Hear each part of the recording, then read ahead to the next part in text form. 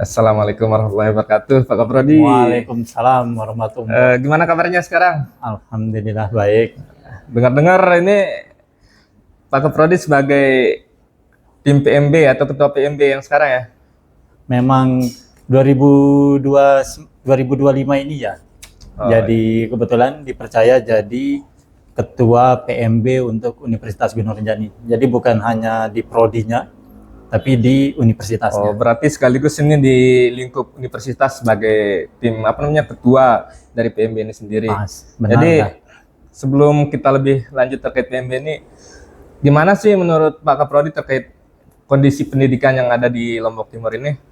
Kalau kita bicara pendidikan, sebenarnya bukan hanya UGR yang harus bicara, tapi ketika kita bicara pendidikan, berarti semua elemen seharusnya ikut dia berbicara tentang pendidikan. Mau dia pemerintah, mau dia lembaga swadaya masyarakat, mau dia petani, mau dia apapun yang jadi aktivitasnya orang, berbicara pendidikan itu adalah sebuah kebutuhan.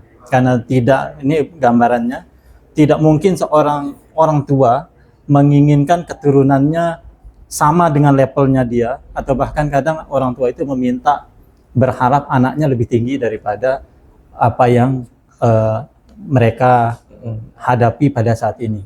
Gambaran yang pandangan Pak Kaprodi terkait di mana kondisi pendidikan yang ada di Lombok Timur ini, sehingga apa yang harus kita lakukan ke depannya dari Universitas Gunung Rinjani ini sendiri begitu. Kalau perannya, misal kalau berbicara tentang pendidikan, mungkin kapasitasnya saya tidak masuk terlalu jauh, karena memang pendidikan itu ada ahli pendidikan yang boleh berbicara dengan banyak indikator yang dia ambil atau parameter yang akan dia gunakan. Tapi kalau kita berbicara sebagai orang UGR, harapannya siapapun orang yang artinya ketika dia di Lombok Timur dan ingin memajukan Lombok Timur, salah satu caranya adalah menempuh pendidikan dengan meningkatkan intelektualitasnya. Itu salah satu poinnya. Berarti nanti ke depannya itu bagaimana cara kita mengembangkan pendidikan begitu. Pasnya. Kemudian ini kan kita berbicara tentang PMB begitu. Gimana strategi Pak Kaprodi terkait PMB yang di 2025 ini? Karena yang saya dengar akhir-akhir ini UGR itu melakukan AdSense atau pengiklanan PMB itu sangat luar biasa begitu. Kalau bicara tentang PMB, terutama khususnya UGR, sebenarnya yang kita lakukan ini sudah dilakukan oleh banyak orang. Sudah dilakukan oleh banyak kampus, sudah dilakukan oleh banyak institusi.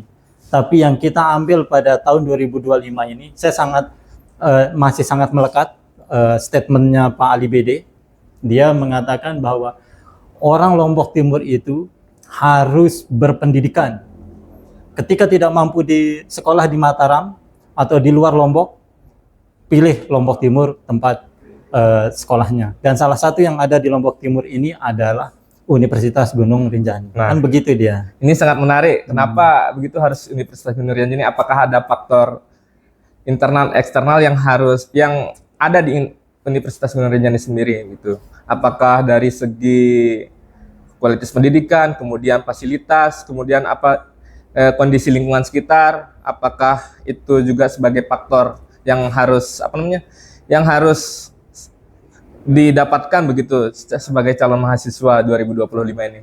Kalau itu saya yakin dan percaya ini, karena kita pikirannya hampir mungkin ketika orang yang mempunyai anak untuk memasukkan dia ke sekolah itu punya tolak ukur yang paling jelas. Yang paling jelas adalah lulusannya UGR itu sudah ada belum? Nah, ketika itu diuji, UGR itu lahir 96. Sekarang itu usianya sudah 30 tahun. Kalau kita bicara lulusan, yang saya tahu, lulusannya sudah banyak menjadi notaris. Kalau kita bicara pengacara, Lombok Timur ini isinya UGR semua. Bisa dikatakan seperti itu. Berbicara guru, lulusannya FKIP itu sudah di mana-mana. Kita bicara pertanian, PPL itu bisa jadi dominan UGR. Dan banyak lulusan-lulusan lainnya, kecuali prodi teknik sipil ya, karena dia baru lahir tahun kemarin, kita baru meluluskan di tahun kemarin. Tapi catatan baiknya Prodi teknik sipil begitu dia meluluskan hampir 50% itu langsung bekerja. Itu posisinya sekarang.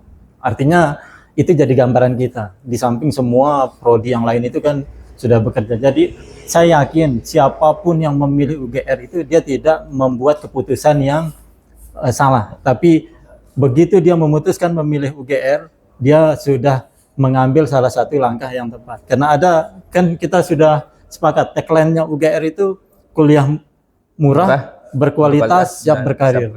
3 itu sudah dibuktikan.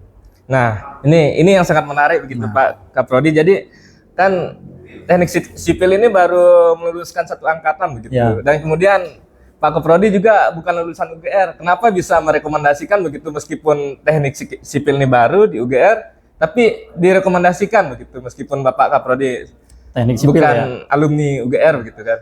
Artinya maksudnya direkomendasikan untuk masuk ke UGR-nya? Iya, maksudnya ya karena kan Bapak Kaprodi sebagai Kaprodi teknik sipil kemudian merekomendasikan di UGR begitu meskipun bukan alumni UGR gitu. Oh gitu. Untuk kuliahnya maksudnya? Iya, kuliahnya. Kan itu kembali ke kebutuhan. Kalau anak yang mampu, taraf hidupnya menengah ke atas, silahkan dia keluar negeri sekolahnya. Jangan hanya kita sebut Jawa, jangan kita hanya sebut Bali, apalagi Mataram. Kalau dia memang orang yang mampu, silahkan dia kuliah ke luar negeri. Artinya benar-benar SDM itu di-up semaksimal mungkin. Ketika tidak mampu di luar negeri, silahkan ke Jawa, ke kampus-kampus besar yang top 10-nya Indonesia. Atau ketika masih memilih negeri yang ada di Lombok, silahkan ke Mataram. Tapi ketika kita merasa keinginannya untuk sekolah besar, dan kita bisa menyadari kemampuan orang tua kita, apakah dia mampu membiayai pendidikan itu sendiri, mampu membiayai kehidupan dalam melaksanakan pendidikan itu juga. Ketika itu menjadi pertimbangan, maka memilih kampus lokal, artinya yang berada di tempat kita sendiri itu pilihan paling bijak. Bisa jadi itu tidak menjadi pilihannya si anak, tapi itu akan menjadi kebanggaan orang tuanya. Karena tidak menutup kemungkinan banyak calon maba kita di sini, dia potensi menjadi sarjana pertama di keluarganya.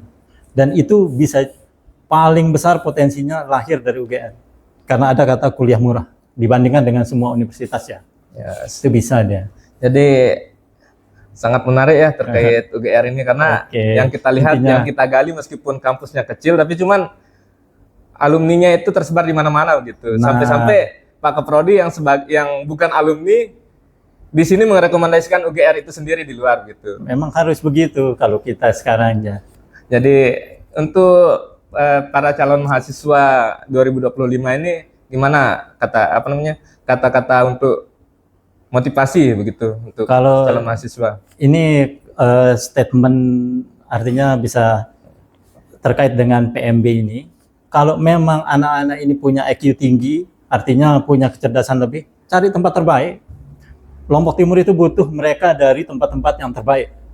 Bukan berarti mereka pintar harus masuk UGR, ketika memang pilihannya harus di UGR, itu sangat baik. Tapi ketika mereka masih mampu tembus ke ITB, UI, UGM, ITS, Brawijaya, ambil dia.